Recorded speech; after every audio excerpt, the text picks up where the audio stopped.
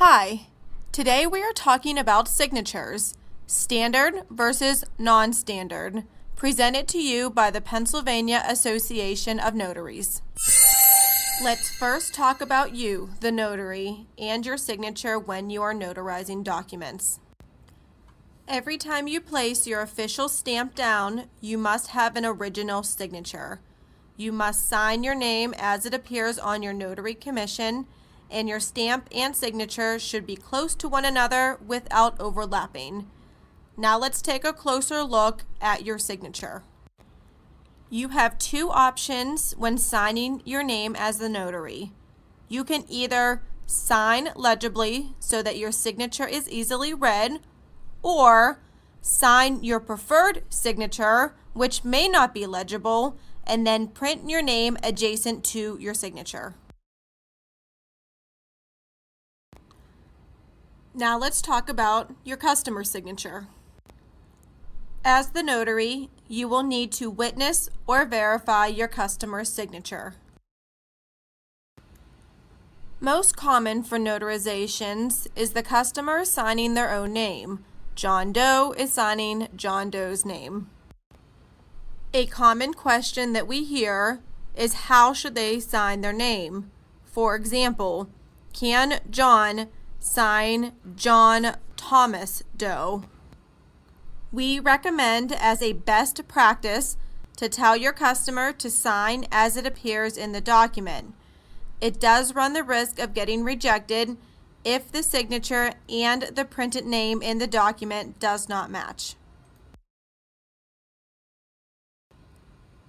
Now let's take a look at some non-standard signatures.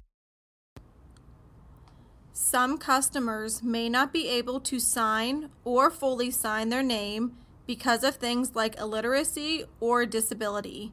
In this case, these signatures would be considered non-standard. The three that we are going to take a look at here today would be a mark or stamp signature, assisted signature, and a signature by a designated individual. We also recommend, when working with a non-standard signature, to have two other witnesses available for the transaction. Let's first take a look at a signature by mark. A common mark might be something like an X. After your customer makes their mark, you should print their name underneath, that it is his or her signature, and have your two witnesses sign somewhere close to that signature. Next, we will take a look at a stamped signature. This is when your customer has their signature made onto a stamp. Your customer would simply place their stamped signature on the document, and then we would have our two witnesses sign somewhere close to that stamped signature. Next, we will take a look at an assistant signature.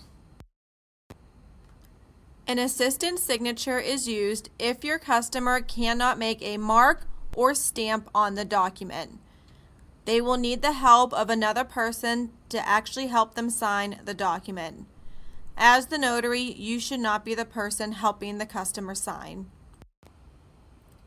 The person helping the customer sign would hold the pen while the customer would place their hand on top, and then they would sign the document together. Our two witnesses then would sign somewhere close.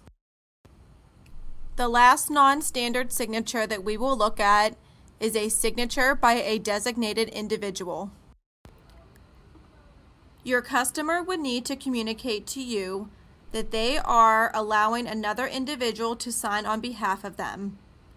Don't forget to have your two witnesses present.